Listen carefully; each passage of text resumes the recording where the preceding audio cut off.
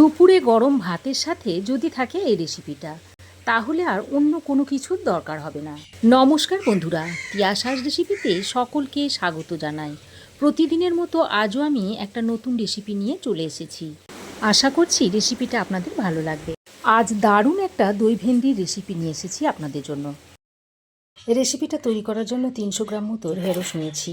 আর ঢেঁড়সগুলোকে আমি আগে থেকে ভালো করে পরিষ্কার করে ধুয়ে নিয়েছি। আর একটু দেখুন কচি দেখে ঢেঁড়সটা নিয়েছি।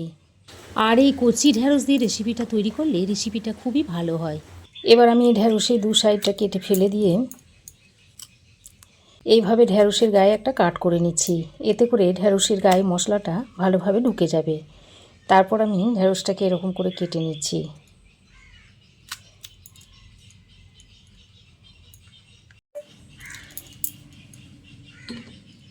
একইভাবে সব ঢেঁড়সগুলোকে কেটে নেব। যেগুলো একটু সাইজে ছোট রয়েছে সেগুলোকে 2 ভাগ করে নেব, আর যেগুলো বড় সেগুলোকে 3 টুকরো করে নেব। আর এভাবে যদি ঢেঁড়সের গায়ে একটু কাট করে নেওয়া হয় তাহলে ঢেঁড়সের মধ্যে মশলাটা খুব ভালোভাবে ঢুকে যায়। ঢেঁড়সের মধ্যে পিচ্ছিল ভাবের জন্য যারা ঢেঁড়স খেতে চান না, এই পদ্ধতিতে একবার তাদের রান্না করে দেবেন। ঢেঁড়সের মধ্যে পিচ্ছিল ভাব তো থাকবেই না, আর তাছাড়া একবার খেলে বারবার খেতে চাইবে। তো প্রত্যেকটা ঢেঁড়সের গায়ে এইরকম একটু কাট করে ঢেঁড়সগুলোকে কেটে নেব। আর যদি আপনারা মনে করেন যে ঢেঁড়সগুলো গোটা গোটা রাখবেন, তাহলে এইভাবে একটু কাট করে ঢেঁড়সগুলোকে গোটা গোটায় রান্না করে নিতে পারেন। তো ঢেঁড়সগুলোকে কেটে আমি একটা বোলের মধ্যে নিয়ে নিয়েছি। এবার আমি এই ঢেঁড়সের মধ্যে নুন, হলুদ আর লঙ্কা মাখিয়ে নেব। তার জন্য প্রথমে নুন দিয়ে দিয়েছি, এবার দিয়ে দিচ্ছি হলুদের গুঁড়ো, আর দিয়ে দিচ্ছি একটু ঝাল লঙ্কার গুঁড়ো। এবার নুন, হলুদ আর লঙ্কার গুঁড়োটা দিয়ে ঢেঁড়সটাকে ভালো করে মিশিয়ে নিচ্ছি। কারা কারা আমার মতো এইভাবে দই ঢেঁড়সের রেসিপিটা তৈরি করে খান, অবশ্যই একটা কমেন্ট করে জানাবেন। আর যদি খেয়ে না থাকেন, এইভাবে ঢেঁড়সের রেসিপি তৈরি করে খেয়ে দেখবেন খেতে খুব ভালো লাগবে। এবার আমি এখানে নিয়েছি 2 টেবিল চামচ পরিমাণ টক দই।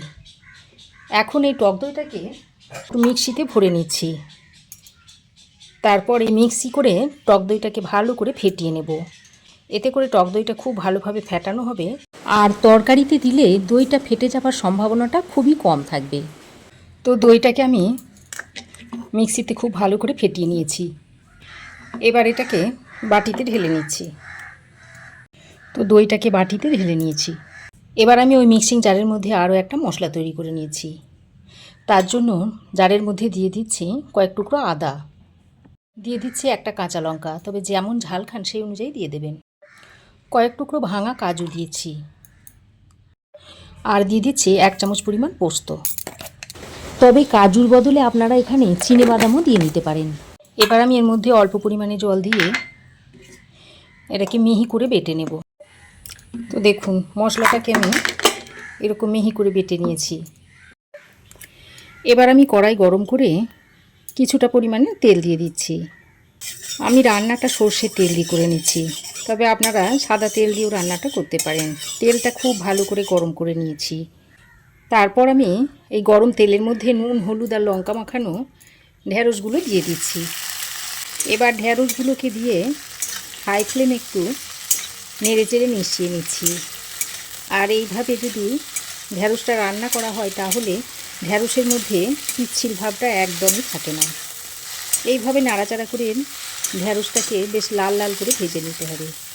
আর এই রেসিপিতে যদি ঢেঁড়সটাকে লাল করে ভেজে নেওয়া হয় তাহলে দই ঢেঁড়স রেসিপিটা খেতে খুবই ভালো হয়। তো দেখুন বেশ খানিক্ষণ হাই ফ্লেমে ঢেঁড়সটাকে নাড়াচাড়া করে মিশিয়ে আমি এরকম একটু লাল লাল করে ভেজে নিয়েছি।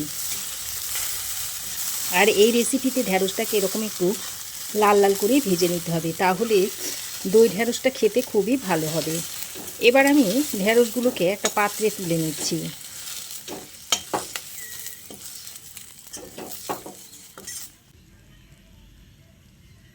ঢেঁড়সটা ভেজে তুলে নেওয়ার পর ওই কড়াইয়ে আরও কিছুটা সর্ষে তেল দিয়ে দিচ্ছি। এবার আমি গরম তেলে দিয়ে দিচ্ছি একটা শুকনো লঙ্কা আর 1/2 চামচ পরিমাণ গোটা জিরে দিয়ে দিচ্ছি। এবার ফোড়নটাকে কিছুক্ষণ ভাজা ভাজা করে নিতে হবে। যতক্ষণ না ফোড়ন থেকে একটা সুন্দর গন্ধ ছাড়ছে ততক্ষণ ফোড়নটাকে ভেজে নেব।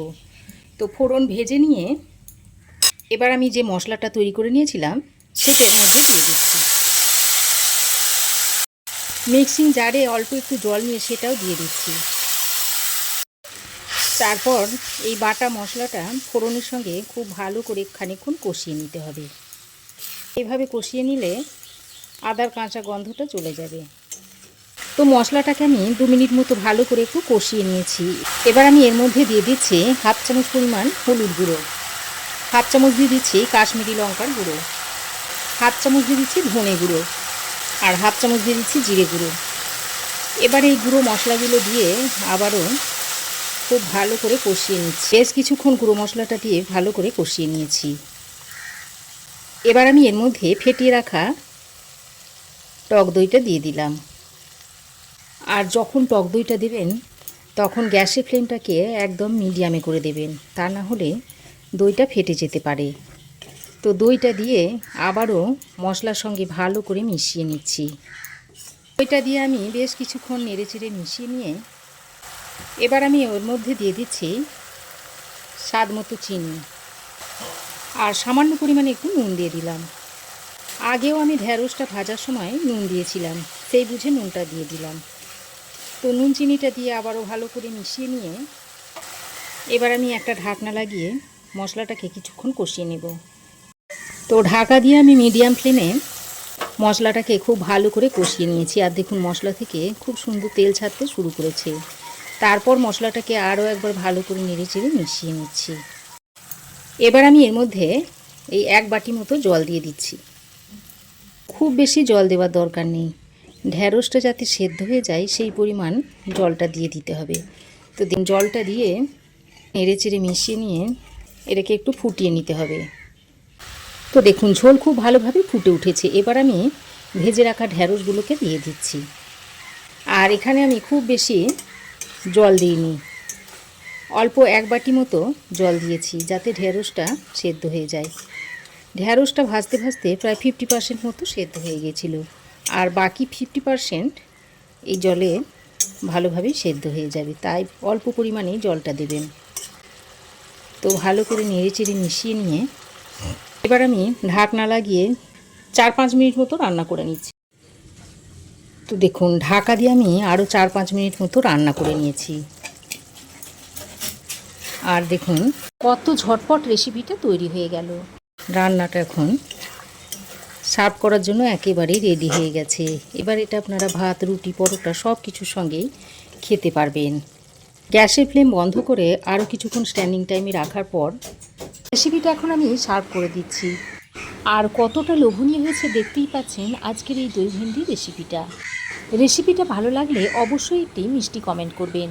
আপনাদের একটা মিষ্টি কমেন্ট আমার ভিডিও বানানোর অনুপ্রেরণা যোগায়। আজ এ পর্যন্তই, আবার দেখা হবে নতুন কোনো রেসিপি নিয়ে নেক্সট এপিসোডে। সে পর্যন্ত ভালো থাকবেন, সুস্থ থাকবেন। ধন্যবাদ।